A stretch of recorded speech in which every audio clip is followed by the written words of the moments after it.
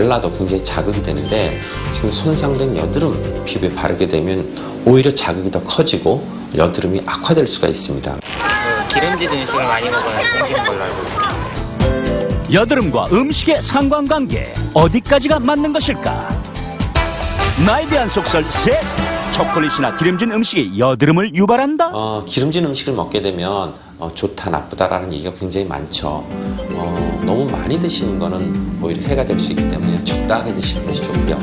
단 음식은 인슐린 분비를 촉진하기 때문에 피지선을 자극해서 피지 분비를 많게 만들죠. 그래서 이것이 여드름을 악화시킬 수 있기 때문에 너무 달거나 인스턴트 식품 이런 건 피하는 것이 좋고요. 또한 여드름을 피하기 위해서는 화장실에 잘 가야 한다는데 나에 대한 속설 넷.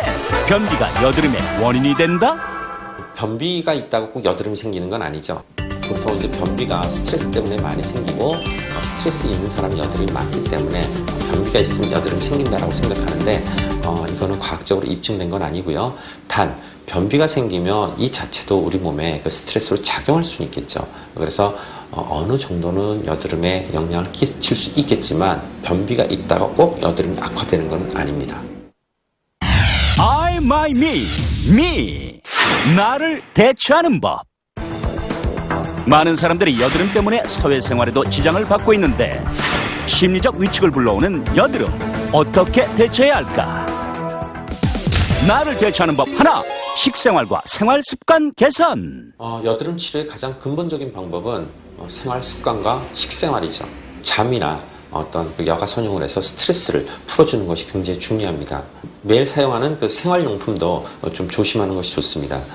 예를 들어서 베개나 이불 같은 경우에 침대 커버는 2주에 한 번, 백인니스는 일주일에 한 번 이상 세탁해주고 항상 청결한 상태를 유지하는 것이 중요하다. 또 그 음식도 너무 단 음식, 또 뭐 술이나 이런 것들을 좀 피하는 것이 좋고요. 수분도 많이 공급해주고 비타민이나 이런 채소, 과일 이런 음식을 먹어주면 어느 정도 도움이 될 수가 있겠죠. 나를 대처하는 법 둘. 스팀 타월. 보통 그 스팀 타월을 하고 나서 그 세안을 하게 되면 목에 있는 노폐물이나 피지 분비가 제거되기 때문에 여드름이 어느 정도 도움이 될 수가 있죠. 근데 주의할 점은 스팀 타월을 할 때는 너무 뜨거운 건 오히려 자극이 되니까 피하시는 것이 좋고요. 일주일에 한두 번 정도 하시는 것이 적당하리라고 생각합니다. 나를 대처하는 법 셋. 천연팩. 집에서 할 수 있는 것들이 뭐 녹두팩이나 양배추를 이용해서 팩을 하는 경우가 많죠. 양배추즙에 꿀과 밀가루를 걸쭉하게 섞어 15분 정도 바른 뒤 미원수로 씻어내면 완료. 또 그 양배추인 경우에는 그 안에 비타민 C나 또 유황 성분이 있어서 여드름에 어느 정도 도움이 된다고 되어 있습니다. 하지만 천연팩은 사람에 따라 맞지 않는 경우도 있으니 팔뚝이나 귀 밑에 발라본 후 사용하자. 더 이상 청춘의 상징만이 아닌 여드름. 나의 주 원인은 스트레스.